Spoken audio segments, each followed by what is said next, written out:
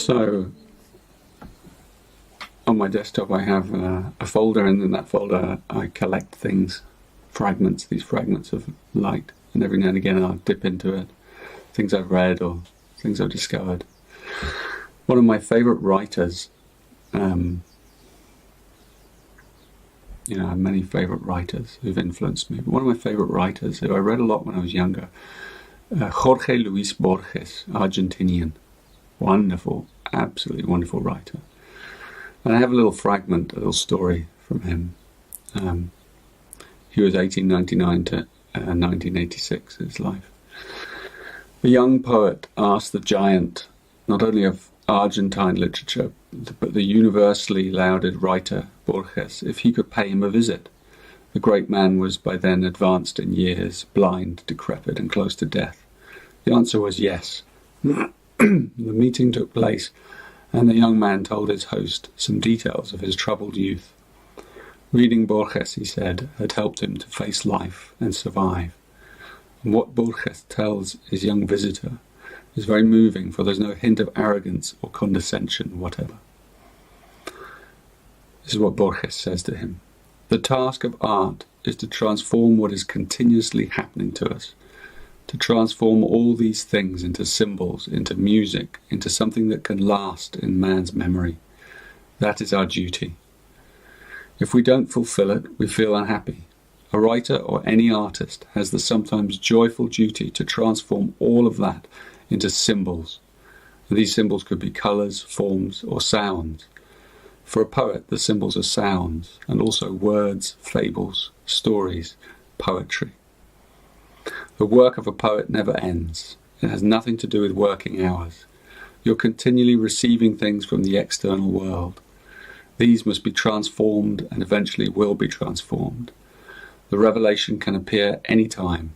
A poet never rests. He's always working, even when he dreams. Besides, the life of a writer is a lonely one. You think you're alone, and as the years go by, if the stars are on your side, you may discover that you're at the centre of a vast circle of invisible friends whom you will never get to know, but who love you, and that is an immense reward. I guess the young poet would never forget that meeting.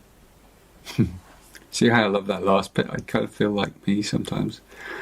I feel like I'm the centre of a circle of invisible friends who I'll never get to know, but who I feel the love towards me. And obviously, what Borges is talking about is art, the task of high art. And we're all artists in different ways. And our job is to transform the symbols of the world, the things that happen to us in our life into these potent symbols. However we do that, inside us. And when something becomes a symbol, then it becomes a teaching. And it doesn't matter what form the symbol takes. It's, as he says, it could be a colour through art. It could be, a sound through music. It could be, it becomes, a design in a garden that you're working on. It could be many things that you bring into the world. You bring the unknown and you make it visible in some way. So in that sense, we're all poets, and our work never ends until until the moment we die. And any time revelations and insights can appear. And I love that. And I encourage you to go and look into Borges. There's some wonderful short stories he wrote. The Book of Sand, El Libro de Arena. And some amazing epic stories in there. Very short, but so potent, with the symbols that he uses. And he doesn't explain them. That he leaves to us. Like the symbol, that's the power of a symbol, is that if you try and explain it away, it kind of loses its magic and its mystery, because it's different for each person what it means. So whenever you are involved in contemplation of anything of a higher nature, let the symbols, the things that you take inside yourself, and your contemplation will open them up and extract the juices over time. I hope that's what you do with the Gene Keys and with these teachings. So yeah, thank you, Borges, wherever you are.